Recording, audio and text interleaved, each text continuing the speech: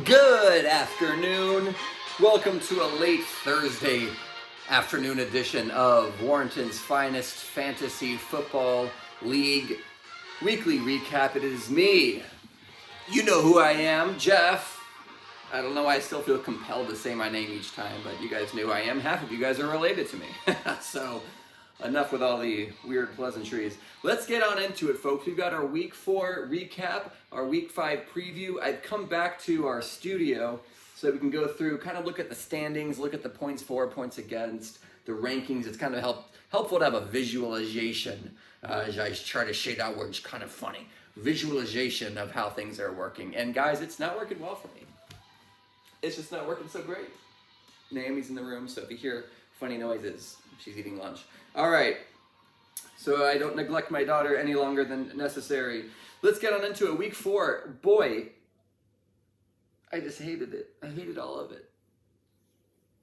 Dallas Chef Boys come against Uncle Touchdown. Dallas Chef Boys, 84.9 points. That would have beaten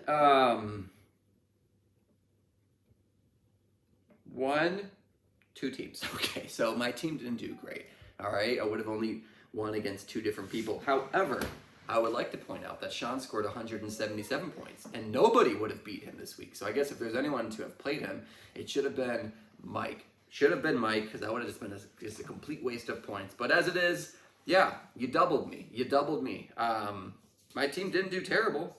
There was nothing I could have done to have won this. I could have maybe done Brock Purdy, then I would have had 94 total points. I could have maybe done Adam Thielen instead of Amari Cooper, then I would have had 111 points, and I would have only lost by 65. But when you've got one person that gets you 29 points, 46 points, and 36 points, and 22 points, I mean, just the 46 and the 35 would have done it for you, pal. So congratulations, Sean. You are number 1 in the standings, 4-0 for the East Division, 535 points scored. Only 382 against you. I'd like to point out that that's the lowest amount except for the Weasel. No one else has had fewer points scored against you, so don't feel so all high and mighty. However, no one has scored anywhere close to where you have as far as points scored, and nobody has done as many trade proposals as you have, coming in at 312. All right, next up, the slightly above average team playing against Team Queen. We had a pretty average team with 151 points. Another shellacking. Team Queen, 91.9. Again, not a terrible showing. Pretty respectable. But when you got people putting up double your points, you just look terrible regardless. Puka Nukuka, 27 points. A good takeaway from this, guys, is to pick up any defense that's playing against the Giants. Seattle's defense, 29 points. Although Hannah, Dallas defense, 26. That's the second time. We just look at the point total for the Dallas defense. 35 points, 16 points, -2 against Arizona. We won't talk about that week. But 26. They are looking like fantastic. I want you too, baby. Hang on one second. Okay, so 151 to 91. Jason, you've moved up into 3rd place at 2-2. Your points scored looking fairly good. Team Queen, 0-4. Not so great. Not so great. But don't worry. I'm only 1 ahead of you, 1-3, so I'm not feeling all high and mighty here. Next game, Team Touchdown against the Weasel. Dan, couple key things you could have done differently. Number 1 that jumped out to me as an amateur analyst, the defense that got you -6 points is probably where things went wrong for you, considering you on your bench had a second defense that got you 17 points. That change alone, that's a swing of 24 points, and you would have won. That's all I can say. It was a pretty interesting matchup, pretty close all things considered, since you had that -6 handicap. But maybe just try to either play the right defense or don't play a defense, because you would have only lost by 4 points if you had not played a defense. It's kind of funny how that works. All right, moving right along. Field of Dreams going up against Gone Fishin', and this one was actually fairly close, despite the quote from Matt that said, "Go Montgomery," which I know we all loved. He had 2 good players, and everything else is pretty average. Yeah, Josh Allen, 38 points. Montgomery, 34 points. Carlos had a couple 28s and 25s, but if you're comparing 28s to 34s, the 34s are going to win. We're talking about waist size and pants. I don't know where I'm going with that. I could make some jokes, but I just won't. Anyways, congratulations to Matt beating Carlos. Next up, undefeated starting later, did get his first win of the week up against Team Midnight. And Mike, I know that you tried this week. You may just want to try with players that are in the league. 51 points for Mike against Michael's 120.5. Yeah, I don't think I've ever seen an entire team score below 14 points on average. In fact, just your quarterback, Mike, got you 13.22. Everybody else was in ranges of 1 to 3 points. You have to go pee-pee. Oh, nuts. All right, can you wait just 1 minute? I'll make this really fast, I promise. Okay, moving right along. Mike, I'll cut you some slack. No more jokes about that. But do check out that IR spot. You've got still 3 guys on IR. Move one of those into there. Check the waiver wire. There's got to be folks that have a higher... You really got to go pee-pee, huh? Yeah. Okay, all right, 1 second. Come on.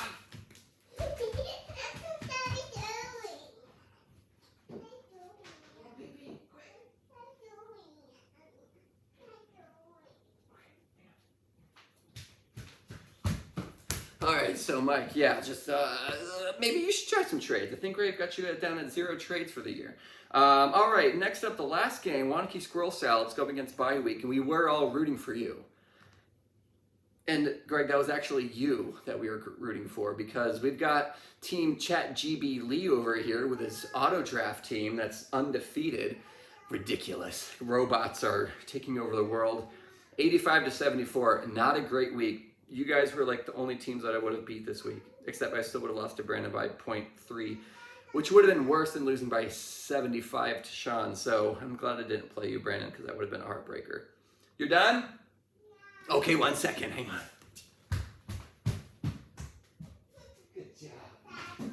Surprise! You went pee-pee in the potty? Hooray! You did it. You need to go poopies? No?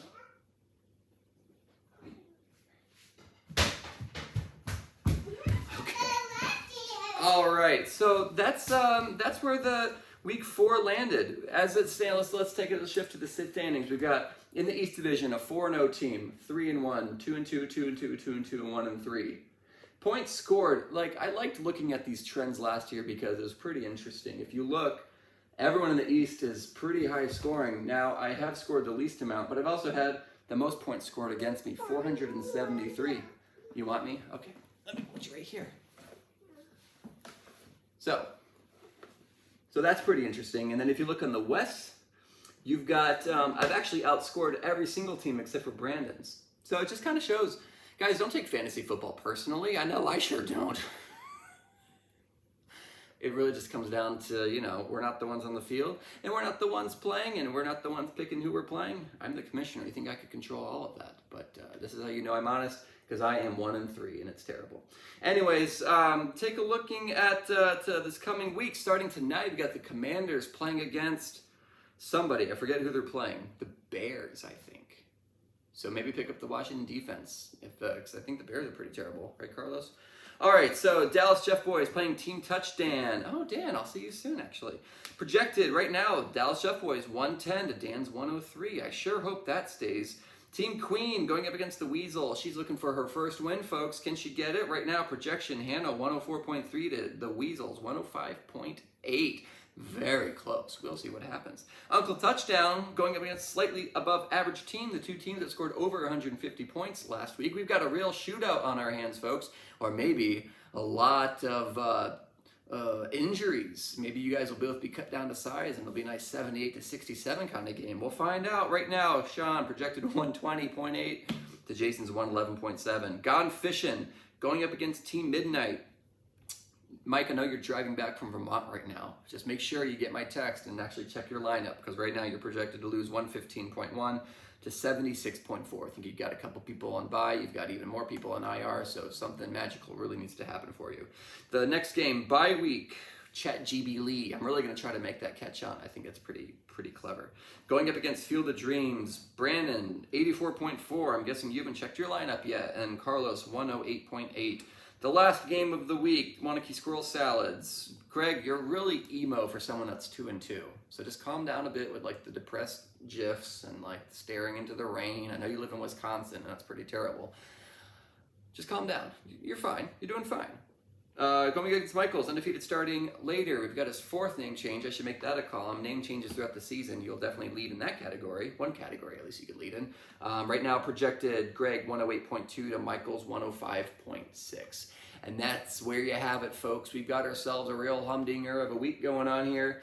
2 undefeated teams, 2 teams that have not won. We've got 4 teams at 2-2, and then the rest of us, 2 at 3 and 1, whatever. I said it all out of order. You guys can see the standings. You've got eyes. It was, pretty active trades and free agency this week, so I'd like to see it. I'd like to see it happening. Gonna shuffle things up. Again, don't trade maybe this guy.